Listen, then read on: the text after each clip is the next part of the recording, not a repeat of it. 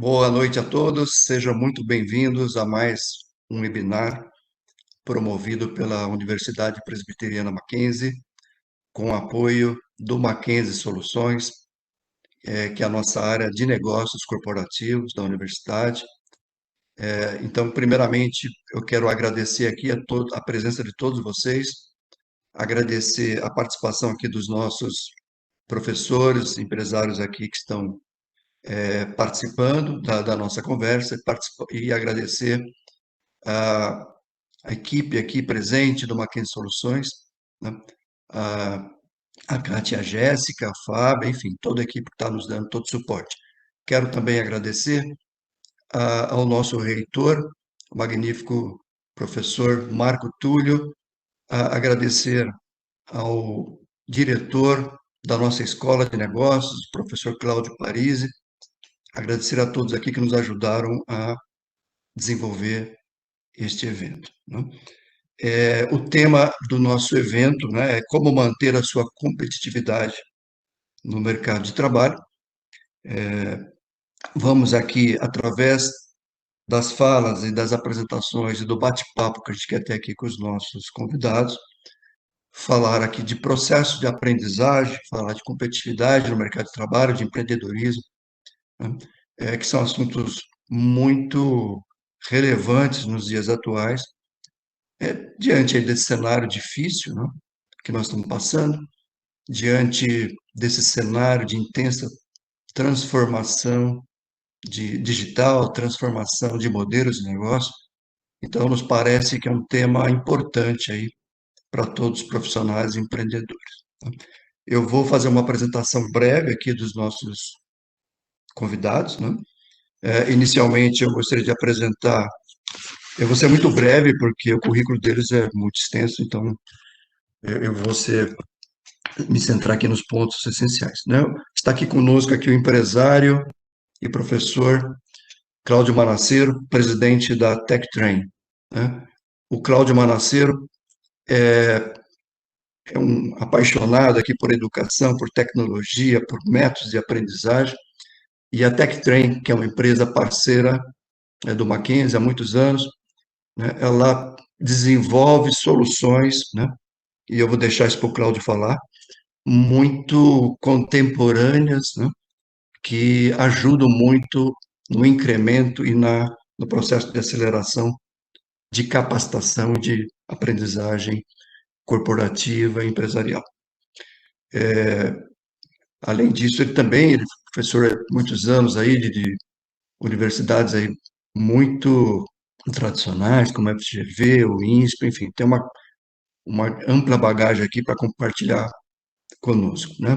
Presente aqui o professor Marcos Rodrigues, que também é um professor aqui da nossa universidade. O Marcos, ele, além de dar aula aqui conosco, né, em disciplinas da área de estratégia, de gestão de projetos e outros, ele também é um empresário, ele tem uma empresa, né, chamada Bora Desenvolver, né, que desenvolve um trabalho importante aí de consultoria para empresários, para profissionais, né, ajudando as empresas e os profissionais a serem mais competitivos e eficazes. Então, ele tem bastante também para compartilhar conosco, né? E ele é um maquinzista também aqui de carreira, ele fez um mestrado profissional conosco, então ele conhece muito bem aqui a nossa universidade. Nós vamos conduzir esse bate-papo através aqui de perguntas, né, entre os participantes. Então, eu peço para que todos, que vocês que estão aí ouvindo, participando do nosso debate, por favor, também escrevam aqui no nosso bate-papo questões, né, para os nossos convidados aqui, para que a gente possa também, né, compartilhar com vocês e com eles, né, as experiências que eles possuem em relação aos temas. Então, vamos conduzir isso aqui como se fosse mesmo um bate-papo, é uma troca, é um compartilhamento aqui entre nós aqui e vocês, nossos convidados, tá? Muito bem-vindo. Gostaria de fazer aqui uma primeira pergunta, então, né, para o nosso convidado Cláudio Manassero, né? Cláudio, Você, você acha que mais do que ninguém tem percebido aí as intensas alterações que estão acontecendo no ambiente de negócio, um ambiente de transformação digital, um ambiente onde novos formatos estão surgindo de negócios, novos formatos na área de educação. Então, primeiro, para a gente iniciar o nosso bate-papo, eu queria te perguntar, né, o que que, diante, então, desse cenário, o que que você entende, né, que essas mudanças todas que estão acontecendo, o que que pode ser feito aí para que os empresários, os gestores, os colaboradores, né, as empresas, né, possam manter sua competitividade diante desse ambiente bastante desafiador. Bom, primeiramente, muito boa tarde, Cadu, Marcos. Obrigado pela oportunidade de estarmos juntos aqui e discutir um assunto tão relevante para todos nós, né? E principalmente para as pessoas que, como nós, têm alguma preocupação com aprendizagem e evolução na vida profissional. Eu vou responder essa pergunta de uma forma um pouquinho estruturada para que as pessoas que estão acompanhando a gente tenham uma noção mais clara do raciocínio que eu gostaria de desenvolver. Eu dividi isso em três partes, vou ser bem rápido nas três, para abrir espaço depois para a gente bater papo, trazer o Marcos também para dentro dessa conversa rapidinho. A primeira etapa, eu queria enfatizar esse processo de mudança rápida e profunda que está acontecendo nos modelos de negócio, que as empresas tradicionais estão tendo que se adaptar rapidamente à evolução de tudo aquilo que acontece no mundo. É evidente que a visão que eu vou trazer aqui não é uma visão focada nesse momento atípico da pandemia, que está distorcendo muito, né, tudo aquilo que se faz na economia, mas uma visão de mais longo prazo, uma situação mais normal sem a pandemia. Eu queria chamar a atenção de vocês que talvez uma das mudanças mais importantes que ocorreram nas organizações em termos de estrutura nas últimas 2, 3 décadas e que está influenciando evidentemente a questão da competitividade dos profissionais e do aprendizagem, é essa alteração naqueles modelos de comando e controle que a gente vê nesse gráfico aqui da esquerda, em que as informações, a responsabilidade, o comando ficava meio que reservado a uma certa cúpula e as pessoas de baixo eram mais executoras, sem uma visão mais completa do que de fato acontecia na empresa e qual a efetiva contribuição que elas poderiam dar para que as coisas evoluíssem de uma forma mais eficiente.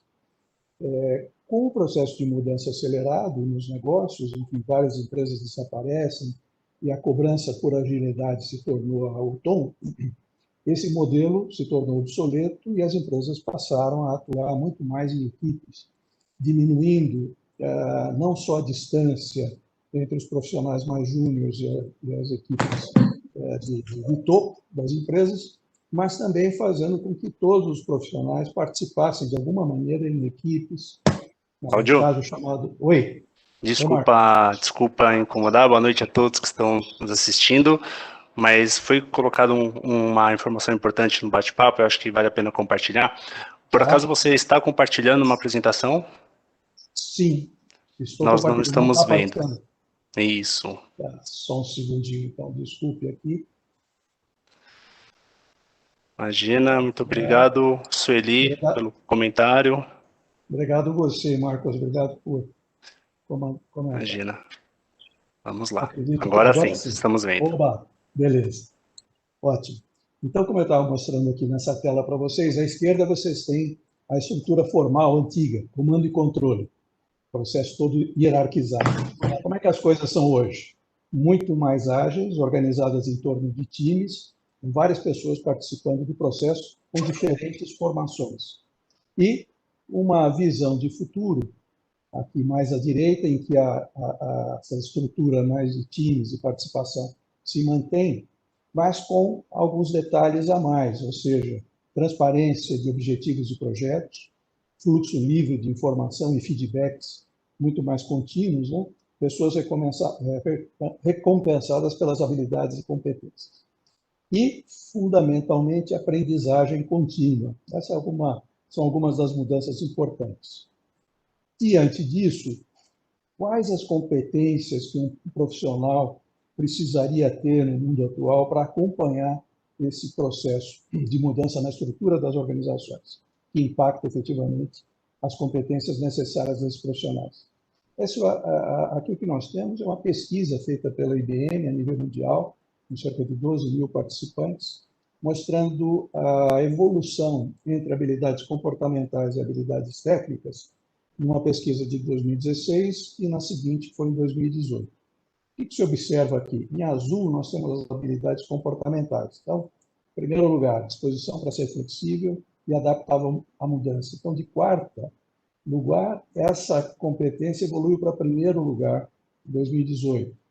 Habilidades de gerenciamento de tempo, de sétimo para segundo lugar. Habilidade de trabalhar em equipe, de quinto para terceiro. Habilidade de comunicação efetiva no contexto do negócio, terceiro para quarto, mas, enfim, praticamente nenhuma mudança.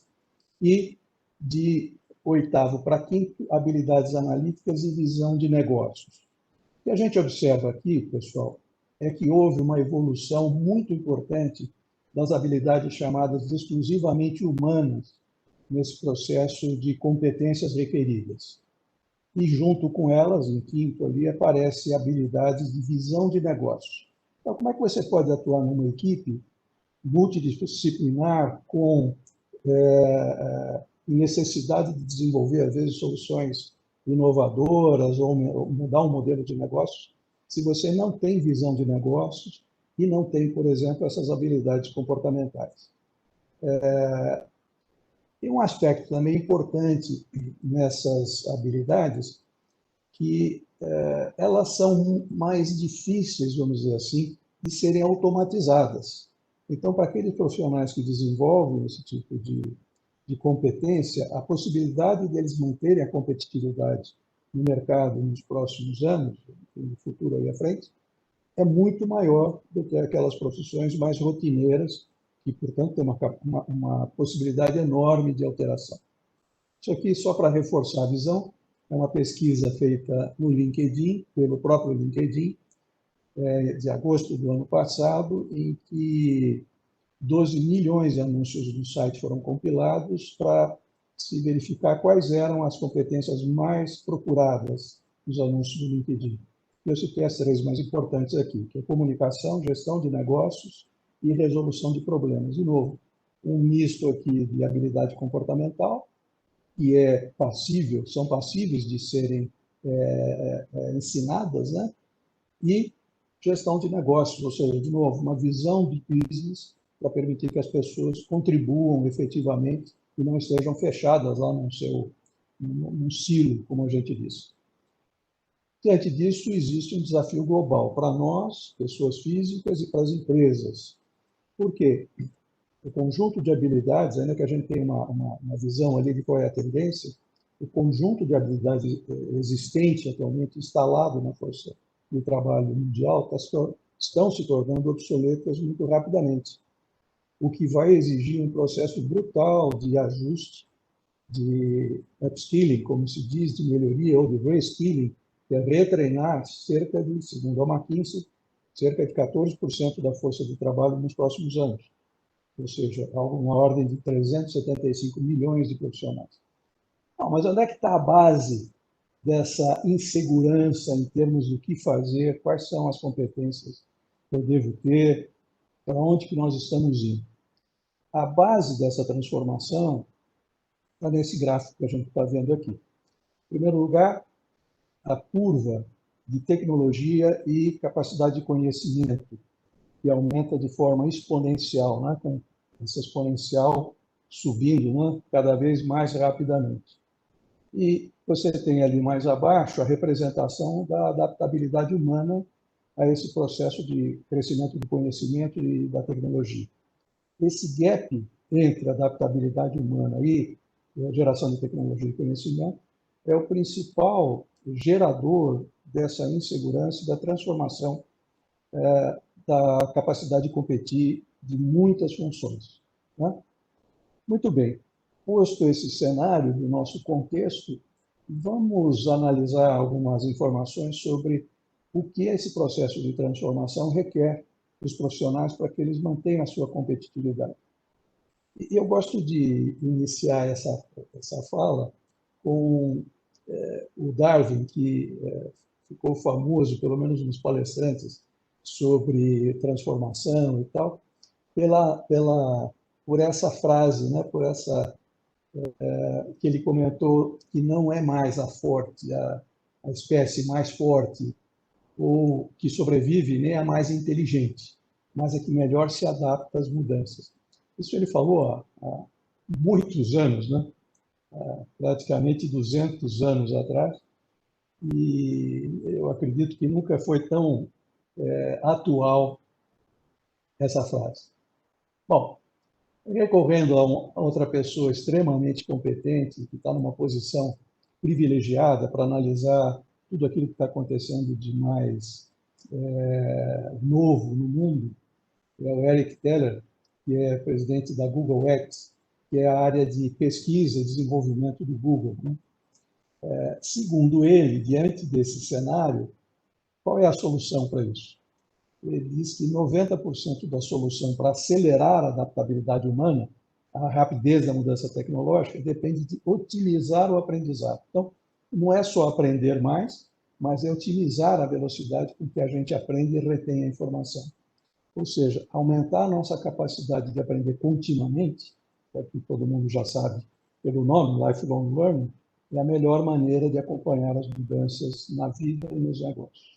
Então, nós temos aí uma opinião abalizada. Eu queria compartilhar com vocês essa frase dita há muito tempo pelo Henry Ford, que se você sempre fizer o que sempre fez, sempre obterá o que sempre conseguiu. Não sei se vocês concordam com essa frase. Eu acho que na época que ele falou isso poderia e deveria ser bem verdadeiro. Hoje, essa frase já não faz mais sentido.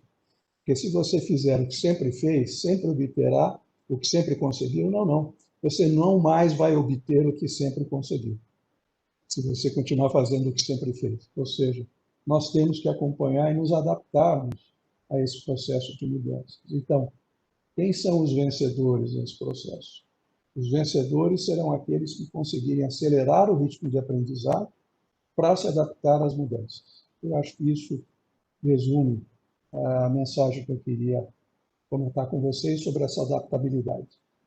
A Diane Gerson, que eu trago aqui para vocês também, é a vice-presidente de recursos humanos da IBM, que fez um trabalho fantástico de adaptação da IBM a novos modelos de negócios, há alguns anos atrás, e conseguiu ajustar o modelo de prestação de serviços dos profissionais internos aos novos modelos de negócio. Nós estamos falando aqui de 360 mil pessoas, operando em 170 países diferentes.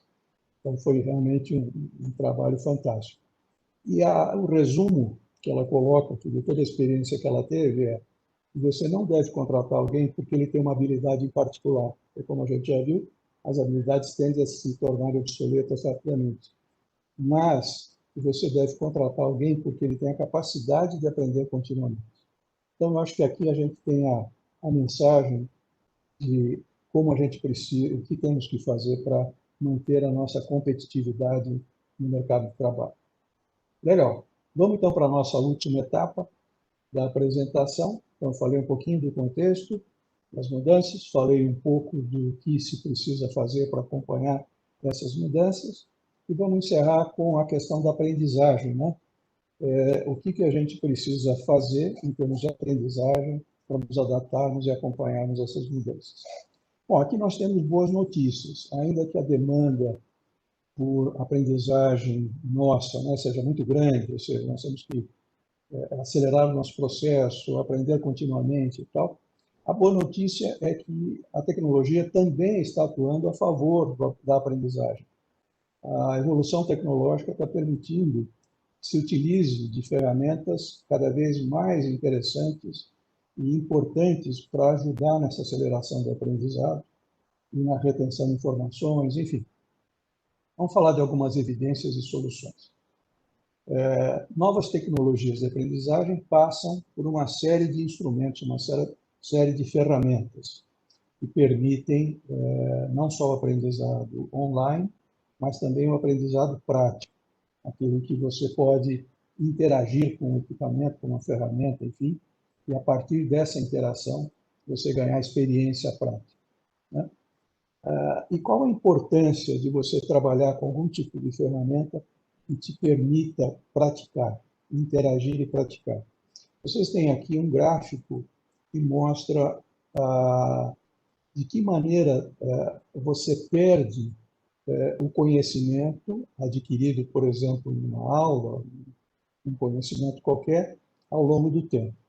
Então, essa primeira etapa aqui, essa curvinha subindo, vou botar aqui um apontador, né? Você está ganhando aqui informação, conhecimento.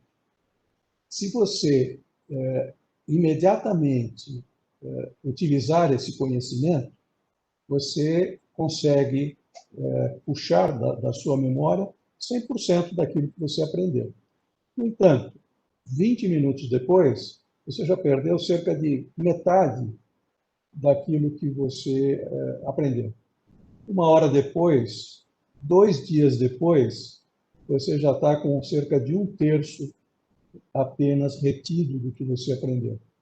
6 dias, um mês depois, você está com 20% aproximadamente do que você aprendeu. Ou seja, o processo de perda e não retenção do conhecimento é brutal nas metodologias tradicionais. Um outro gráfico uma outra forma de ver a mesma questão. Quer dizer, o aprendizado retido após 2 semanas. Então, se você estudar, você retém 28% ao longo desse período. Se você estudar repetidamente durante esse período, você consegue manter 46%. Se você desenvolver aquilo que se chama de mapas conceituais, você retém cerca de 41%. Mas se você aplicar de forma prática o aprendizado, você retém quase 70% do aprendizado. Aqui eu coloquei uma imagenzinha de um simulador, que é o que nós vamos falar em seguida, que permite que você aplique de forma prática o aprendizado. Então, focando mais fortemente aqui em business games, ou business simulations, ou serious games, são nomes para a mesma coisa, a gente tem nessas ferramentas modernas de aprendizagem uma das maiores contribuições possíveis para um professor, né, para um curso em si, e para o próprio aluno que pretende exercitar e reter informação, né? Alguns dos benefícios, por exemplo, desse tipo de ferramentas, né, para uma aprendizagem são: ela acelera o aprendizado, porque você pode juntar os conceitos e a prática ao mesmo tempo, você não precisa fazer isso em blocos isolados, né? Faz o conhecimento, depois faz um exercício, depois mais conhecimento, depois alguma coisa prática, que você faz tudo ao mesmo tempo. Em segundo lugar, ela permite que o aluno obtenha uma visão de topo, integrando as diversas atividades de uma empresa, o que é um outro benefício muito importante por aquela primeiro slide que nós vimos, em que os profissionais trabalham hoje em equipe e têm a necessidade de entender como funciona o negócio em que ele está envolvido. E isso um simulador que ajuda, né, exatamente nessa situação. Além disso, tem uma outra vantagem, que é identificar as relações de causa e efeito. Quais são as variáveis que, se alteradas, produzem os efeitos, e que efeitos são esses? Então, variáveis de marketing, variáveis de finanças, variáveis de preço, enfim. E aí, o simulador permite você estabelecer essas relações de causa e efeito. E, principalmente, a retenção do conhecimento adquirido, ou seja, é onde você obtém o maior nível de retenção entre todas as tecnologias de aprendizado, o que facilita a sua vida, permite que você acelere o aprendizado, porque você não precisa ficar repondo o conhecimento continuamente, né?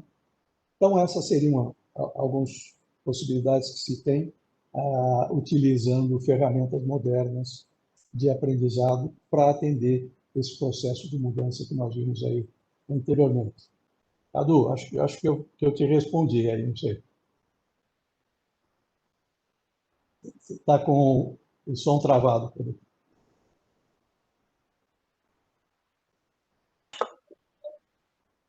Sim, Cláudio, acho que atendeu, acho que você explorou bastante o tema.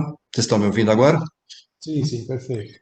Tá bom. Eu queria aproveitar que você está falando dessa questão dos simuladores, né, dos business game, como uma ferramenta importante para desenvolver aprendizado e para que a gente retenha, né, o aprendizado. Você mostrou alguns gráficos aí, que acho que através desses simuladores a gente consegue ter uma retenção muito superior em relação aos demais métodos tradicionais, né?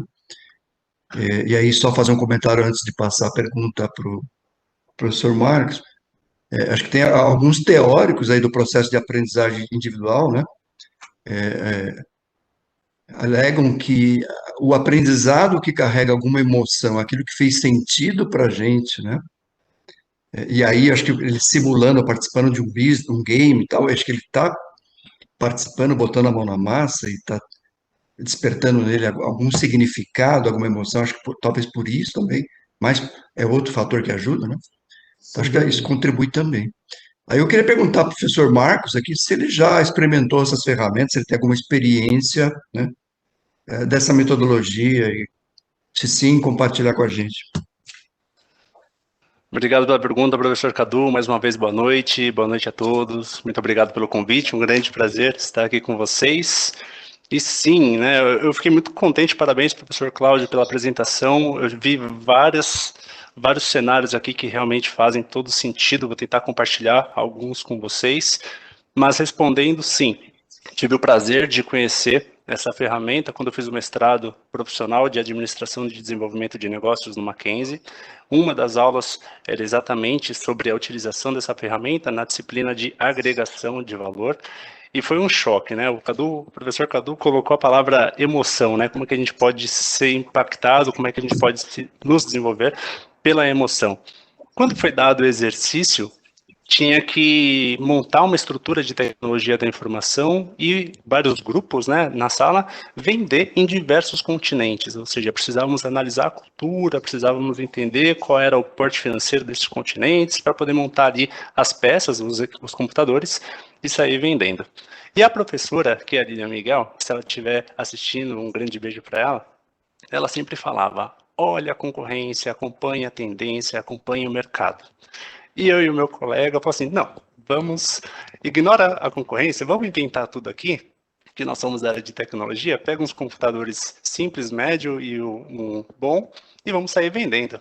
E o resultado disso qual foi? A nossa empresa teve 8 milhões negativo como resultado do projeto, né? Então, foi uma lição gigantesca que eu tive com a professora Lilian Miguel, porque ela provou, e é inevitável, né? A gente fica chateado por achar que está indo bem e toma um tombo com 8 milhões negativo, comparado aos outros colegas, e isso gerou uma emoção que com certeza me impactou demais. Hoje, na minha empresa, de forma alguma eu vou inventar uma roda que já foi criada, né? Então, a roda existe, o que podemos fazer é melhorar ela para ser cada vez mais produtiva no ambiente de mercado.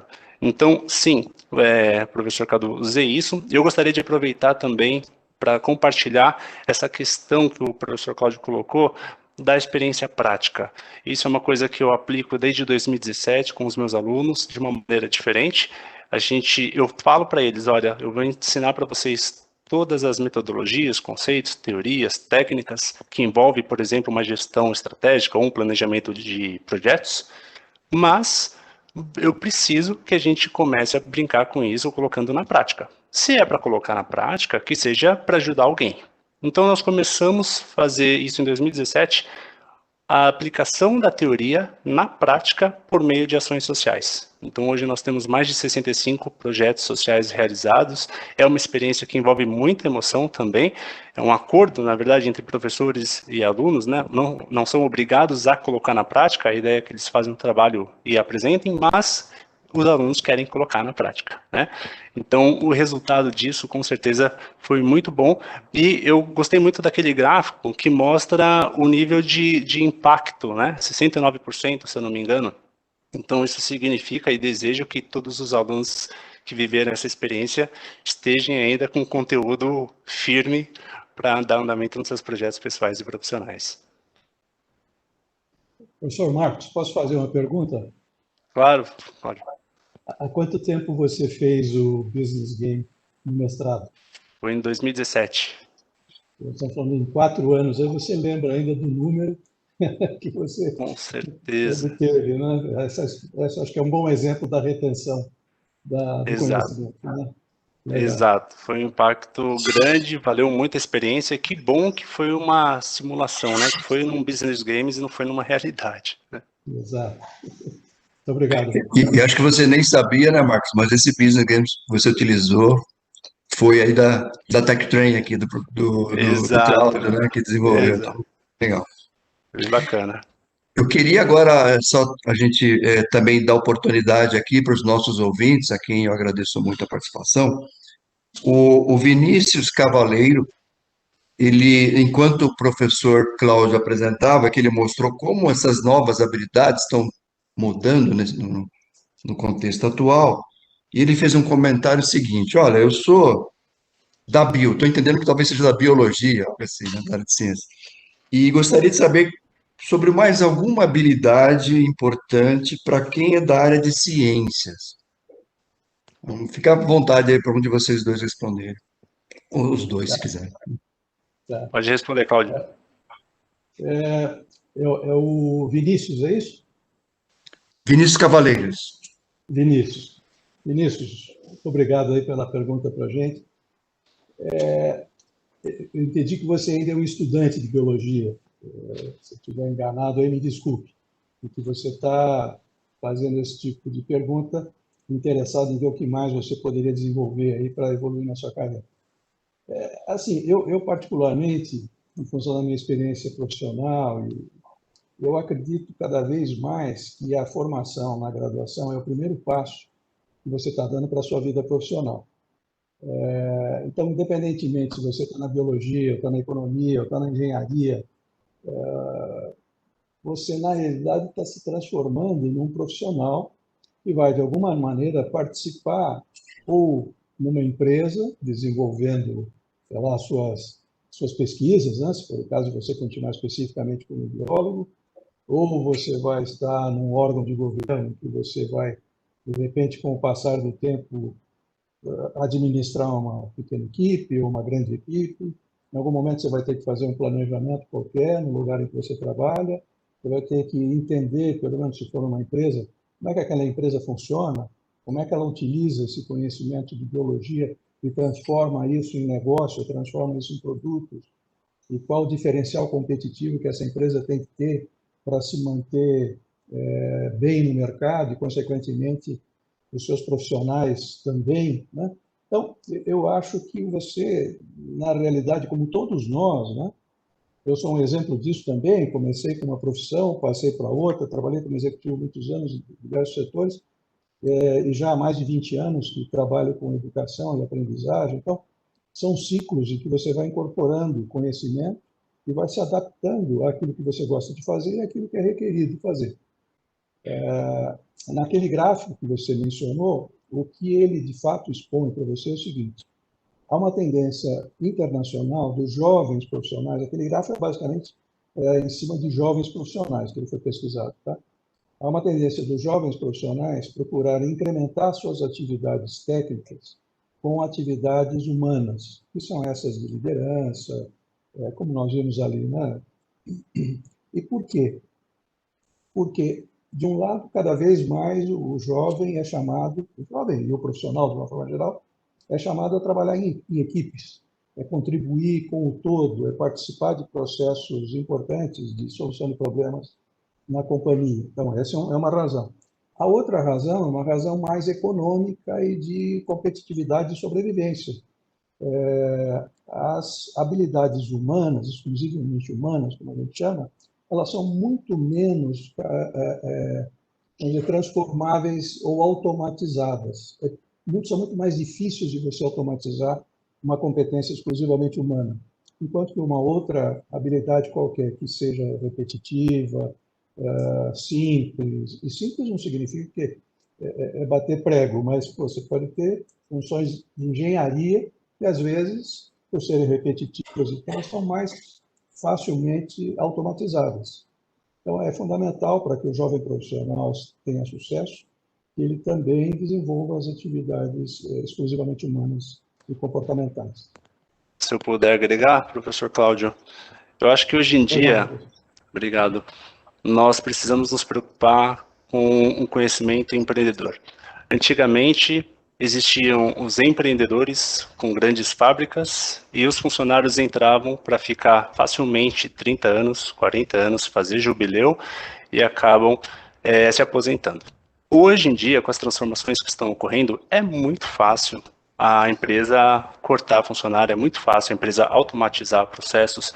Então, qualquer pessoa, se ela for jovem, não entrando na faculdade, está em início de carreira, está no meio da carreira, está no fim da carreira, na minha visão, ela tem que, com urgência, começar a pensar de um jeito mais empreendedor. Por quê? Inevitavelmente, ela vai ter cliente. Ou é um cliente interno, ou é um cliente externo. E com base no estudo que eu fiz no ano passado sobre o atendimento ao cliente nos parques da Flórida e falando um pouquinho do livro da Disney, eles trabalham diariamente para se antecipar a qualquer tipo de problema que o cliente venha a ter. Então, hoje, você como CLT ou você como empreendedor, o que você está fazendo para o seu cliente não se desgastar? Percebe? A partir do momento que o cliente ele prefere pagar para você fazer um serviço ou entregar um produto para ele, significa o quê? Que ele não quer fazer aquilo, ele prefere pagar para alguém fazer. Só que, se nós não estivermos preparados para entregar um bom produto para o cliente, interno ou externo, a gente naturalmente vai ter impacto. E aí eu vou direto com mais uma pesquisa que foi feita em 130 países. Ela foi uma compilação pela UCSA no final de 2018, com uma análise de 288 páginas que envolveram relatórios do Fórum Econômico Mundial, tem a Gartner, Capgemini e Falcone participaram desses relatórios. E nessa reportagem, eles falam quais são as 5 competências para você se destacar no mercado. Olha lá, hein, gente, estamos em 2021, eu estou falando de uma reportagem do final de 2018, mas está super atualizada. Por quê? A primeira competência é a comunicação. Então, como que você está se comunicando com as pessoas que estão à sua volta? Seja um cliente interno, um cliente externo, parceiro, fornecedor ou um colega de trabalho. Segunda competência é resolução de problemas, como o professor Cláudio colocou também. Então, como que você está encarando os seus problemas e resolvendo os seus problemas? Terceira, atenção aos detalhes. E nessa parte aqui, eles falam que nós estamos na era da distração e não na era da atenção. Eu falo que, às vezes, eu percebo que fazer o básico virou ser perfeccionista. Porque tem gente dentro da operação de companhias que não faz o básico. Não faz o básico. Percebe? E é isso que a gente começa a ver como que é fácil ter impacto no nosso dia a dia. Quarta competência, pensamento digital, que aí entra a tecnologia que o professor Cláudio apresentou e tantas outras tecnologias. Então, hoje, você está num mundo que está preenchendo ficha de cliente na mão, que existem empresas que ainda fazem isso, ou você já está com RP online, já está com CRM online, você não precisa se preocupar com arquivos e servidores dentro do seu estabelecimento, tá? E por fim, o poder da adaptação, que eles falam que é a competência da competência. Então, juntando tudo isso, mais um pouquinho de conhecimentos técnicos e estratégicos, eu acredito que todas as pessoas aí têm uma oportunidade bacana de se desenvolver da melhor forma possível. Muito legal. Eu queria fazer uma... Pois não, Cláudio, pode agregar. Não, eu concordo plenamente com o Marcos, achei legal a fala dele. Legal. Eu queria passar agora para vocês aqui uma pergunta do nosso ouvinte, Silvio Sacramento, que está endereçado ao professor Cláudio. Ele comenta o seguinte: business game facilita ou promove a aprendizagem a partir do erro? E aí eu emendo também na pergunta dele, que eu achei interessante. Cláudio, errar pode ser uma boa coisa? Não sei se é uma boa coisa, mas está se transformando em alguma coisa valorizada hoje em dia no ambiente profissional, no mercado de trabalho, principalmente para aquelas pessoas que estão procurando uma colocação. No exterior, além do currículo tradicional, o que se procura saber é perguntar para a pessoa assim, qual foi o seu maior erro? Quantas vezes você errou? Não para saber, puxa, esse camarada já errou 2, 3 vezes, não serve para a gente. Pelo contrário, porque quem errou é alguém que tentou, é alguém que se expôs, assumiu riscos. E o aprendizado que se ganha quando você assume riscos e errar é natural, né? O ganho que você tem com essa experiência é fantástico. Muito diferente de alguém que não se expõe, não corre risco nenhum, e nunca teve a possibilidade de errar e aprender com os erros, né? Então, é uma competência valorizada hoje, viu, Silvio? Não se preocupe, não. E os business games propiciam, evidentemente, você aprender com os erros. E é melhor errar ali, evidentemente, porque ali você está num ambiente controlado, né? Que nem o professor Marcos aí, que perdeu 8 milhões lá no game dele, mas não aconteceu nada. Foi só ele simplesmente guardou essa informação e aprendeu de alguma maneira com aquele insucesso. Cláudio, a gente pode fazer uma analogia com o processo de capacitação de pilotos de avião? Ah, sem dúvida. Até o nome, né? Business Simulation tem muito a ver com o simulador de voo, né? Aliás, o Business Simulation surge nas Forças Armadas Americanas como uma possibilidade de você fornecer mais experiência prática para os militares com menos gasto em situações reais. Então, o Business Simulation é um primo do simulador de voo dos pilotos, em que você simula situações que um piloto, por exemplo, vai enfrentar ou pode vir a enfrentar, e para que o piloto possa aprender a contornar essas situações e como é que ele pode sair de uma situação difícil. A diferença no business game é de que você tem grupos, né, como se fossem várias empresas, e essas empresas estão competindo no mercado. Então, ele tem uma dinâmica um pouquinho diferente de um simulador de voo, que é o piloto e o avião ali contra, sei lá, uma intempérie, um problema mecânico qualquer. No caso dos business games, você tem, além das alterações naturais de mercado, você tem as alterações provocadas pelos concorrentes, que trazem uma dinâmica bastante interessante, complexa e desafiadora, vamos dizer, para os participantes. Muito legal. Eu queria agora fazer uma contextualização aqui, né?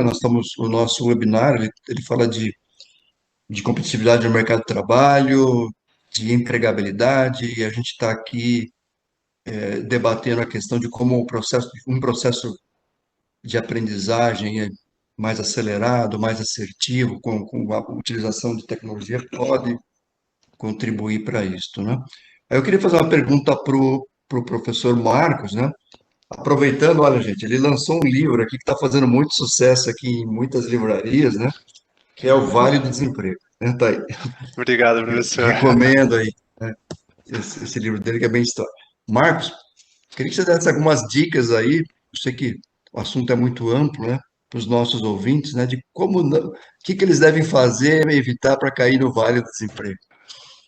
Obrigado, professor Cadu, pela pergunta, e eu vou agregar na resposta também a pergunta do Silvio. O que eu vejo hoje em dia, né? Eu sou da área de tecnologia da informação, já trabalhei em empresas de pequeno, médio e grande porte, nacionais, multinacionais e algumas familiares. Em todas elas, existe uma operação que envolve muita pressão no nosso dia a dia, né? Então, como que a gente trabalha sob pressão? Evitando impactos, evitando problemas, evitando incidentes, e para isso, já lá em 2006, existia a metodologia ITIL, que é uma forma de você organizar a sua semana para ser assertivo na gestão de uma mudança. E a mesma aplicação eu trago para a nossa vida, né? Então, hoje, se a pessoa ela está no mundo CLT, por exemplo, né? E o título do livro fala: O Vale do Desemprego, entenda como ele pode estar perto de você e como empreender virou uma premissa neste país. O que eu estou colocando aqui? Contingência, né? Como que nós podemos criar contingências para que não soframos tanto se tiver uma queda no Vale do Desemprego? Então aí entra de novo a questão dali entra de novo a questão do empreendedorismo. Se você sabe que o Vale do Desemprego existe, e se você sabe que mais cedo ou mais tarde CLT acaba né? E você vai cair nele mais cedo ou mais tarde, o que você está fazendo agora para gerar uma contingência para evitar a queda? Então, aqui entra algumas questões e algumas técnicas, teorias, conceitos e metodologias que eu abordo no livro, mas eu quero citar 3 que é importante.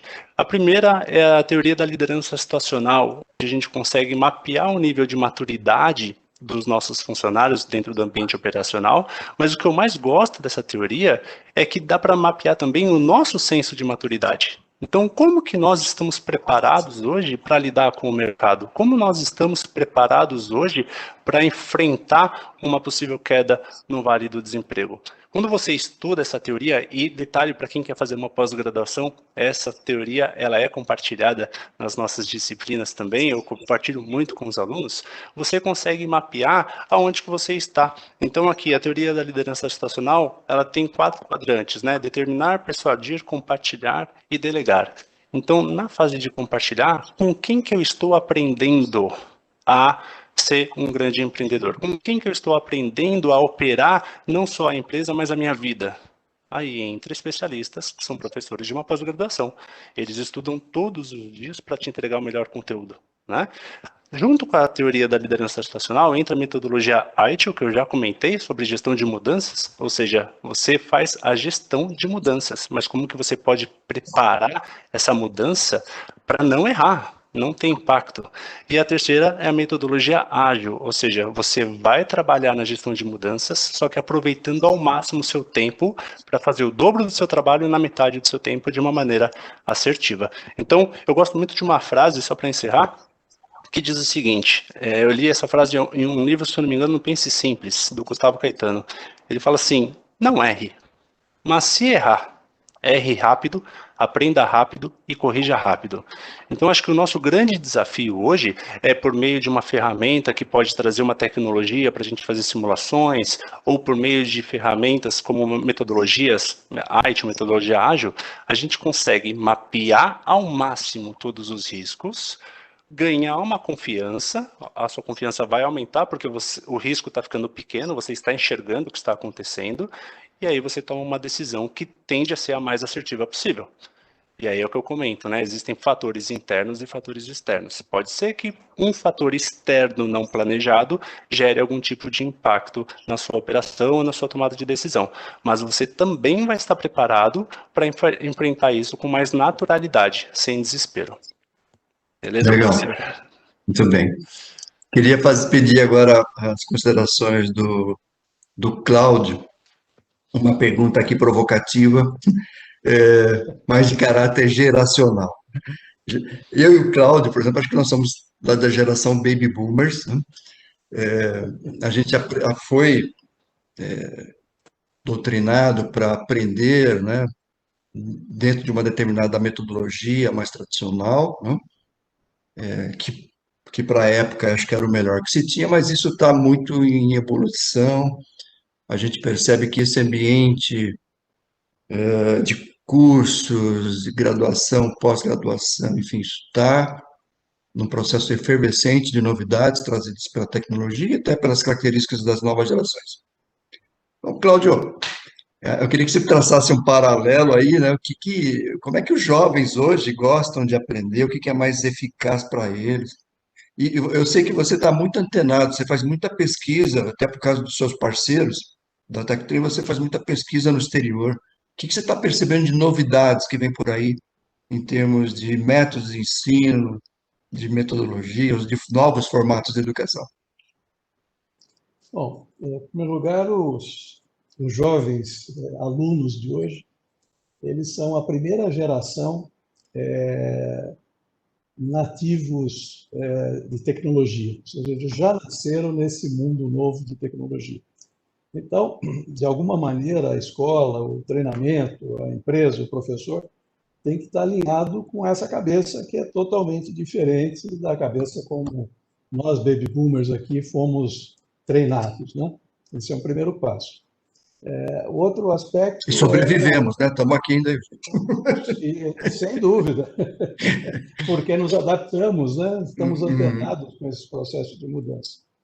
Em segundo lugar, tem a questão do tempo dedicado e foco dedicado ao aprendizado versus a capacidade dele ser distraído por informações que não param, é o celular que recebe mensagens continuamente dos amigos, rede social trazendo alguma informação. Então, você competir com esse tipo de concorrência é uma concorrênciazinha até meio desleal, vamos dizer. Ou seja, você tem que trabalhar no ritmo dessa velocidade que já é nata deles. A pouca Claudio, só te capacidade fazer de... aqui um stopzinho só para fazer um comentário, aproveitar teu gancho, né? Eu costumo, às vezes, brincar aí com os professores nossos aqui dos cursos da pós, né? Que não adianta a gente querer proibir o aluno de entrar com o celular na aula ou de deixar de usar o celular, né? A aula dele tem que ser mais interessante do que ele está vendo na rede social. Acho que não tem muito o que fazer. Você falou exatamente o que eu ia comentar. Oh, desculpa. Não, não, poxa, há uma tendência, por exemplo, de transformar as instituições de ensino, não de transformar, mas há uma tendência que as instituições de ensino se transformem vamos dizer assim, hubs de conhecimento, em que se concentra ali conhecimento, práticas, teorias, né, fundamentos e tal, e os professores se transformarem meio que em youtubers, para transferir esse conhecimento para os alunos, né? O que parece às vezes um pouco chocante, né? Poxa, o professor, no sentido tradicional, vai trabalhar transformar num youtuber. Só espero que a gente não seja cancelado, né? Mas eu acho que esse Boa. formato que você vai interagir com o aluno de diversas maneiras, não só presencialmente, na hora que acabar essa pandemia, mas você vai interagir com esse aluno através de várias ferramentas, redes sociais, plataformas de comunicação e assim por diante. Ou seja, você vai ser um gerente, né, de ferramentas e de tecnologia para manter um fluxo contínuo de aprendizado com essa pessoa e fazer com que ele não se distraia e desista do aprendizado. Legal. Eu queria fazer agora transmitir aqui uma pergunta da nossa ouvinte, Maíra Araújo. Acho que eu vou direcioná-la a princípio para o Marcos, mas fica também o Cláudio à vontade para agregar comentários. A Maíra pergunta o seguinte: a experiência com o empreendedorismo é visto como um diferencial hoje? Sem sombra de dúvida, obrigado pela pergunta, Maíra. Eu acredito que hoje o empreendedor, ele mesmo sendo trabalhando no mundo CLT, né, se ele mostra que ele tem um conhecimento voltado ao empreendedorismo, ele também mostra que ele está preocupado com a operação da empresa, ele está preocupado com as vendas da empresa, ele está preocupado com a meta da empresa, ele está preocupado com a missão, visão e valores da empresa.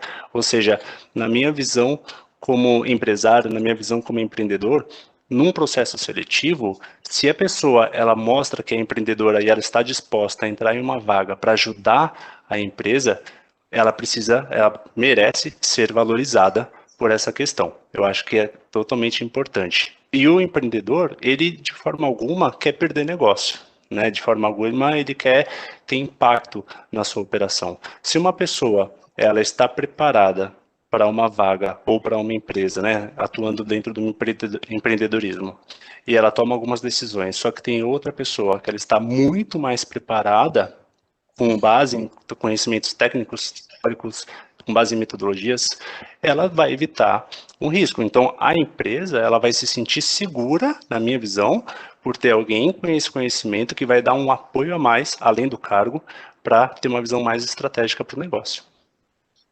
Legal.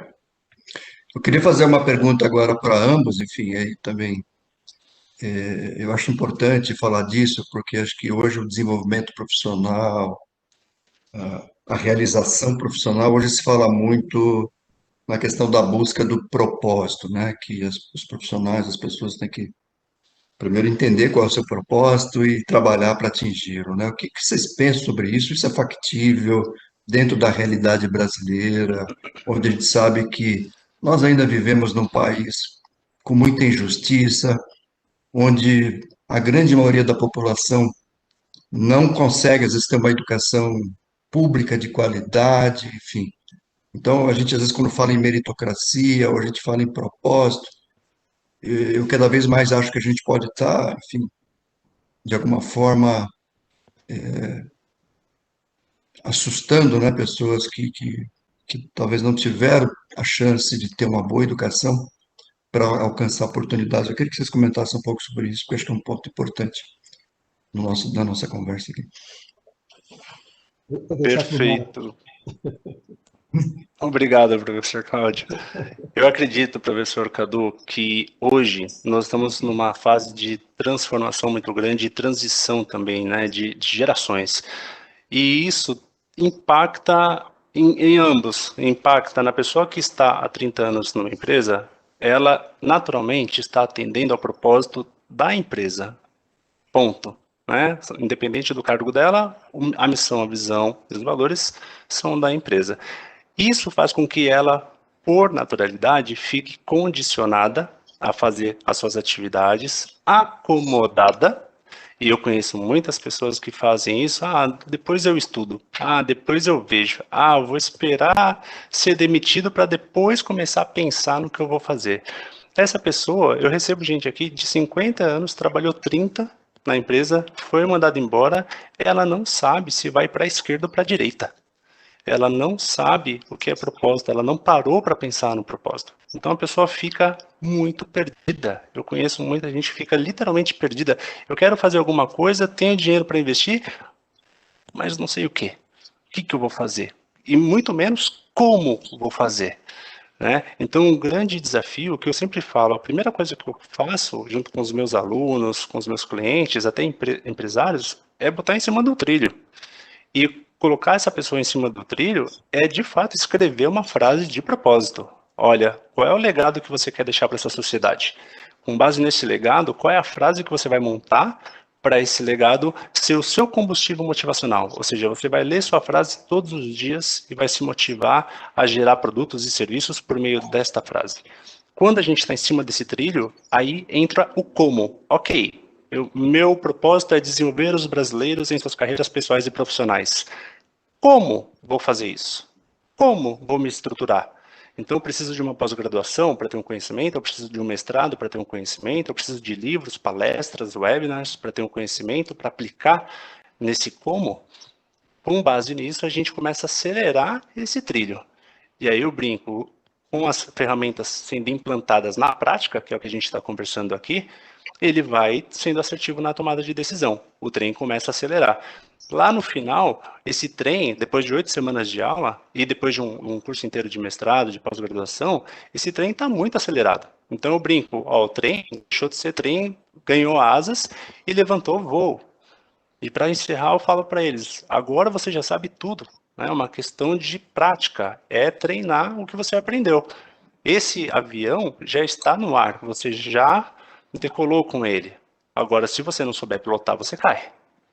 Então, está nas suas mãos. Então, entrego, e aí falou, agora a gente chama de monitoramento assistido, né? Monitorar o ambiente. Se precisar de alguma coisa, eu estou por aqui, mas o avião é seu. É isso aí. Legal, Marcos.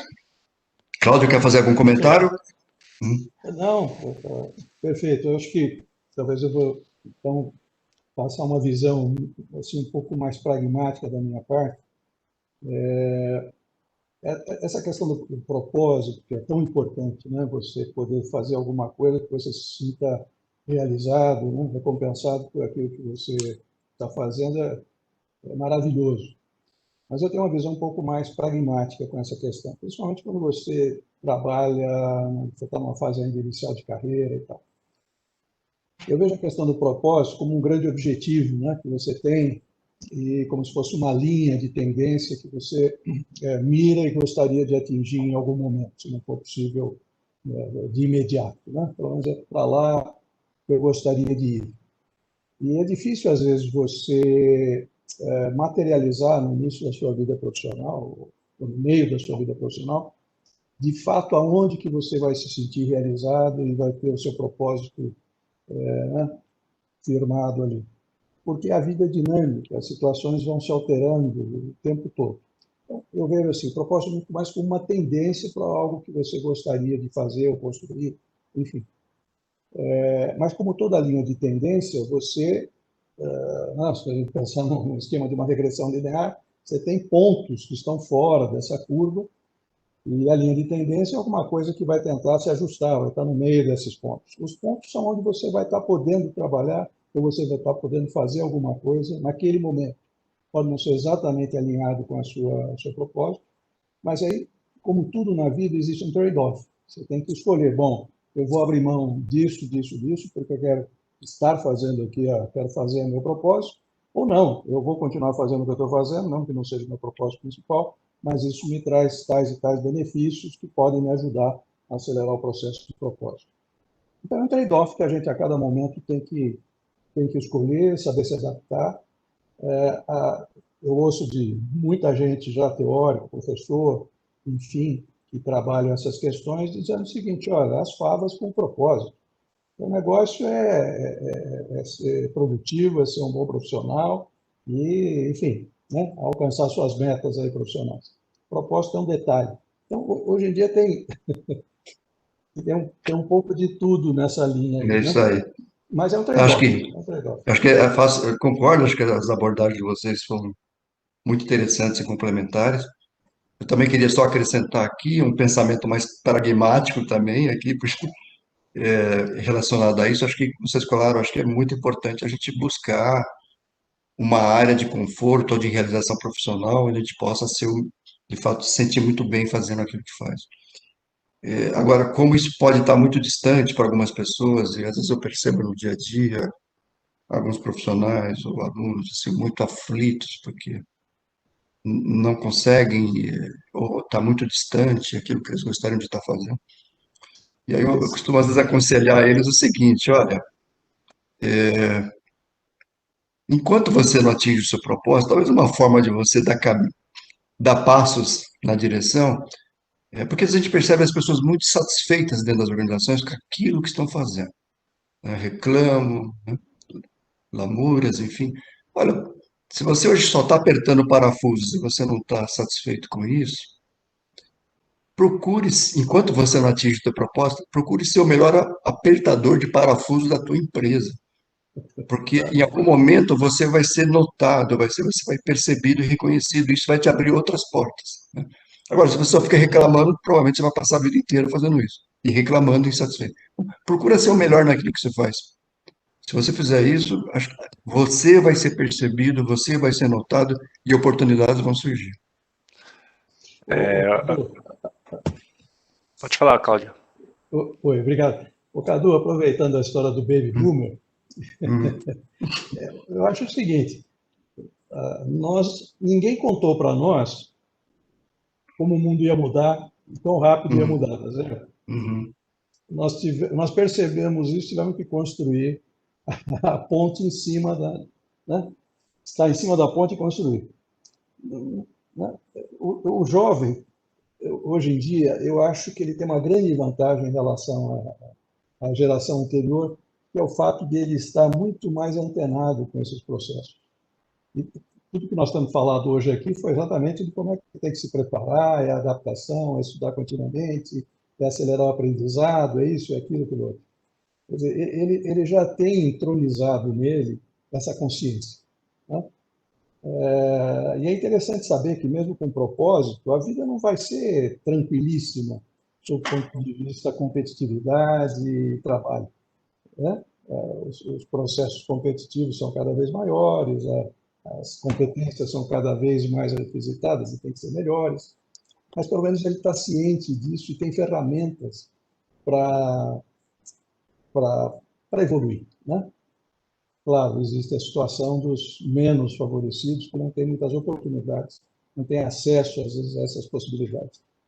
Mas eu tenho visto, por exemplo, dado que o nível de demanda por profissionais na área de tecnologia no mundo é da ordem de 150 milhões de cargos novos nos próximos 5 anos, e que as empresas, grandes empresas, estou falando aqui de Google, estou falando de Microsoft, não têm, portanto, capacidade de contratar no volume que eles precisam. O que está sendo feito? Há um grande crescimento na oferta de cursos de certificação rápida para a preparação de profissionais que têm um nível médio de formação e não conseguiram acesso, por exemplo, a uma universidade. Então, essa faixa de profissionais, que teoricamente poderiam perder as chances de evoluírem profissionalmente, estão tendo acesso a esses certificados que vão de 3 a 6 meses, a grande maioria deles, inclusive, sem custo, são patrocinados por essas empresas, com grande qualidade, com grande possibilidade de serem contratados, as próprias empresas acabam contratando, essas que oferecem as certificações. Então, o próprio mercado está se ajustando e oferecendo alternativas para essas pessoas. Isso no Brasil ainda não começou com tanta força, mas no exterior já é um trabalho fortíssimo. Para você ter uma ideia, a Microsoft, no ano passado, tinha uma meta de treinar no mundo 25 milhões de pessoas. Não para contratar os 25 milhões, mas é uma meta para gerar profissionais que possam vir trabalhar na área de tecnologia. Então, é algo que nem as universidades têm capacidade de colocar 25 milhões de pessoas preparadas na rua. Né? Então, acho que vamos ter muitas oportunidades aí para esse público jovem e que não teve muita oportunidade em ter uma educação formal. Eu acredito também, muito bom, eu acredito também que é válido todos, jovens, adultos, sempre pensarem de alguma forma no próximo. Né? Então, se a pessoa ela está com dificuldade de ter um propósito, pensa na alegria de um cliente. Enxerga o cliente sorrindo na sua frente. Então, pense, como que eu vou deixar o cliente sorrindo? Por meio de qual produto que eu quero deixar esse cliente sorrindo. Então, vou deixar o cliente sorrindo com um brigadeiro, vou deixar o cliente sorrindo com uma roupa, vou deixar o cliente sorrindo com um treinamento. Quando você começa a perceber a satisfação do seu cliente por algo que você fez, aí é o que o Cláudio comentou. Você deixa de ter um trabalho e vira um prazer gigantesco, porque esse cliente está feliz com o seu produto ou o seu serviço, está pagando por isso, ou seja, você está ajudando ele e está sendo rentável para a sua empresa. Se alguém tiver qualquer tipo de dificuldade com relação ao propósito, então pense nisso, né? Qual que é o meu legado para essa sociedade? Como que eu quero ser lembrado nessa sociedade, ajudando as pessoas por meio de um produto ou serviço? Muito bom. Muito bem, pessoal. A conversa está muito boa, animada, dá vontade de ficar aqui batendo esse papo aí por mais tempo, mas a gente tem aqui uma limitação de tempo. A princípio estava programado a gente ir até 19 horas, já são 19h10. Nós temos aqui muitas perguntas aí, se vocês estão todos aqui registrados, depois se vocês puderem dar retorno aí para os nossos ouvintes, acho que eu peço para eles digitarem aqui os endereços de e-mail para a gente dar retorno. E eu queria só, antes de passar a bola para vocês, eu queria só emendar essa questão, né, que a gente está falando muito aqui do uso de simuladores, de business game, para acelerar o processo de aprendizagem, enfim, para anunciar para vocês aí com muita alegria que a gente já está lançando aí um MBA bastante inovador nesse sentido. O nome dele se chama Game MBA, né? Game MBA em Gestão Empresarial, onde a gente está utilizando, né, 3 módulos ao longo do curso e se apropriam dessa ferramenta, né, para o processo de aprendizagem, né? Então, a gente vai ter uma ferramenta dessa, uma aplicação desse no primeiro semestre, uma no segundo semestre e a outra no último, consolidando tudo. Isso vai estar, de alguma forma, ali integrado às nossas disciplinas, às nossas aulas, né, que vão dar toda a fundamentação para que sempre ali, nos últimos 2 meses de cada semestre, o aluno possa aplicar esses conceitos. Então, nesse MBA, no primeiro módulo, nós vamos ter um game muito forte na parte de finanças, gestão financeira. No segundo módulo, ou seja, no segundo semestre, nós teremos um game que vai abordar gestão de projetos, metodologias ágeis, né? E no terceiro módulo, o terceiro semestre do curso, teremos um game empresarial mais amplo, onde o aluno vai aí, enfim, após ter passado por todas essas fases, conhecimentos, enfim, ele vai fazer a gestão da empresa como um todo. Então, a gente acredita que esse MBA ele está sendo inovador e as inscrições estão lá na nossa página, né, do Mackenzie, na educação executiva, tá? Entrem lá, verifiquem a nossa matriz curricular, tenho certeza que vocês vão gostar. E agora eu passo as considerações finais aqui para o Cláudio, né, e para, né, o Marcos, para a gente encerrar o nosso evento. Vamos lá. Temos que ser breve, pessoal, porque estamos com o tempo estourado e a Kátia já está aqui me buzinando para encerrar. Bom, eu queria só agradecer a oportunidade, um prazer estar debatendo com o Cadu e com o Marcos aqui, é um tema tão interessante e importante e, ao mesmo tempo, desafiador para todos nós, né? Então, um abraço, prazer estar com vocês aqui, espero, de alguma forma, ter agregado algum conhecimento para os nossos ouvintes. Um abraço a todos. Queria agradecer também, professor Cláudio, professor Cadu, Kátia, toda a equipe técnica, muito obrigado, convidados também pela participação hoje. E a mensagem que eu deixo final é: sempre tenham leveza, sempre tenham serenidade. Eu falo que ninguém está aqui neste planeta para ter qualquer tipo de desgaste, nem físico, nem emocional. Então, se você conseguir coletar o maior número de informações e puder aplicar isso na sua prática com leveza, com naturalidade, tudo tende a dar mais certo, porque você vai estar mais preparado. Boa noite a todos. Muito bem. E, finalmente, eu gostaria de agradecer inicialmente a todos os nossos ouvintes, a todas as pessoas que acompanharam aqui a nossa conversa. Muito obrigado mesmo. Agradecer mais uma vez à Universidade Presbiteriana Mackenzie por todo o apoio e infraestrutura que nos permitiu ter esse evento. Agradecer muito, em especial, a toda a equipe do Mackenzie Soluções, né? A Fábia, a Kátia, a Jéssica, que deram um apoio incondicional para a gente, estão aqui nos bastidores, aqui ajudando a que esse evento tenha, de fato, uma boa performance. Eu agradeço muito a elas por isso também, tá? Muito obrigado e até uma próxima oportunidade.